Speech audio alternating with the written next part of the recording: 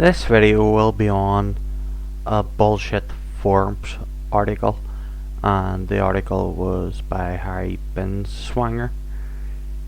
He defends laissez-faire capitalism and is a follower of Ayn Rand's ideology. This is the first problem. Leaving it to the market means said market will be monopolized by economy destroying forces when the market decides. This means leaving it to the market will inevitably lead to takeovers that destroy the market. His stupid article was titled "Give Back." Yes, it's time for the 99% to give back to the 1%, without irony. The hypocrisy and brazen audacity are off the scale, and he is peddling the myth of meritocracy.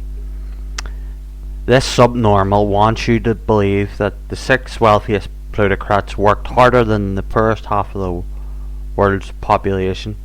He wants you to believe that they worked 3.5 billion times harder. He then argues that capitalist plutocrats don't exploit and profit from working class communities. A look at the US labour productivity chart debunks this myth, especially when compared with US median income charts. He argues that the community never give anyone anything. Whose spending gives business their profits? Whose cash is their lifeblood? He argues that there is no such entity as the community. That mean there is no such thing as people residing in a locality having common characteristics. Anafast and West Belfast are 2 localities with largely Gaelic populations. So there is such a thing as community. He argues that there's no such thing as society.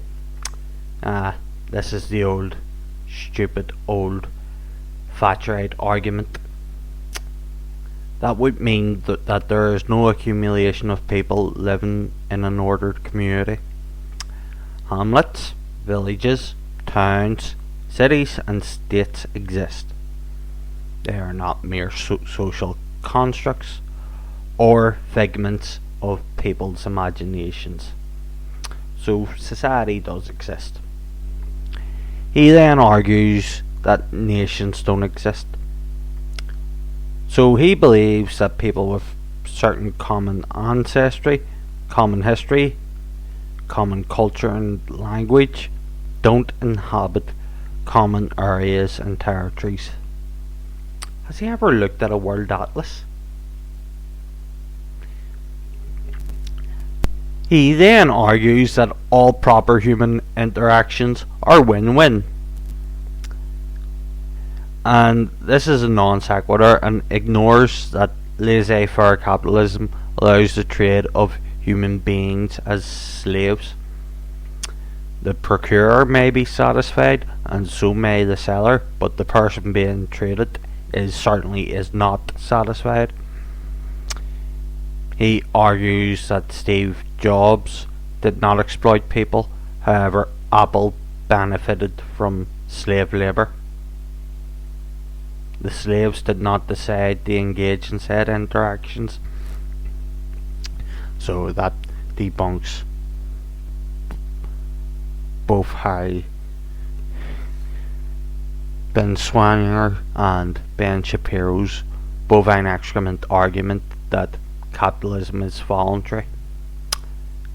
Just a heads up, people, I don't remember consenting to capitalism. So stop using that socialism is rape and capitalism is consensual sex argument, because it's, if anything, it's the other way around. Capitalism is rape and socialism is consensual sex,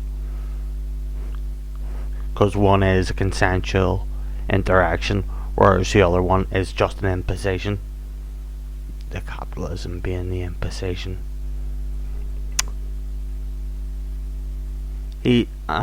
Harry Binswanger said there's nothing to give back because nothing was taken away. Again, I refer him to comparing US labour productivity with median US income. Quite a gap. Clearly something was purloined. He then said, we're in debt to the 1%. We are in debt to the 1% because the 1% unjustly and unscrupulously levied debt on people without basis.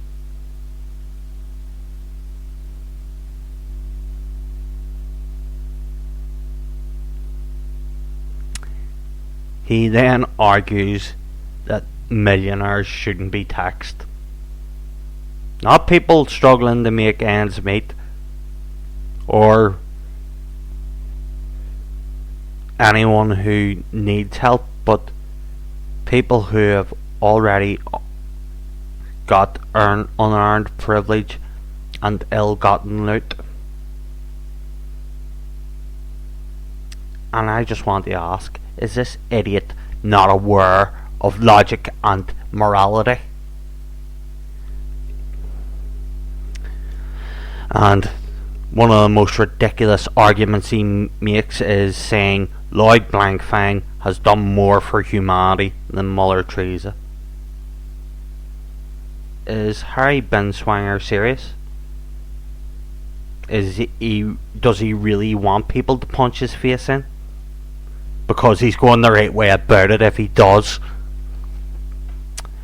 I don't recall Lloyd Blankfein going to Ballymurphy during the Troubles. Mother Teresa did. What I do recall is that Lloyd Blankfein was the Zionist retard who fucked humanity by crashing the world's finance systems in order to crash economies across the world. Yeah, that's the kind of retard we should be looking up to, isn't it? Harry Binswanger. Like, how fucking stupid can you get? And Harry Binswanger, being a fucking snowflake, goes on to cry about Goldman Sachs being viewed as a vampire squid around the face of humanity. Why is that? Logic dictates that if you screw people over with malice aforethought, then they'll fucking hate you. Basic fucking logic, Harry. Also, one more thing. Socialism is self-defense, not envy. And this piece of crap was published in September the 17th, 2013. And quite frankly, if you see Harry Binswanger, give him a dig in the face.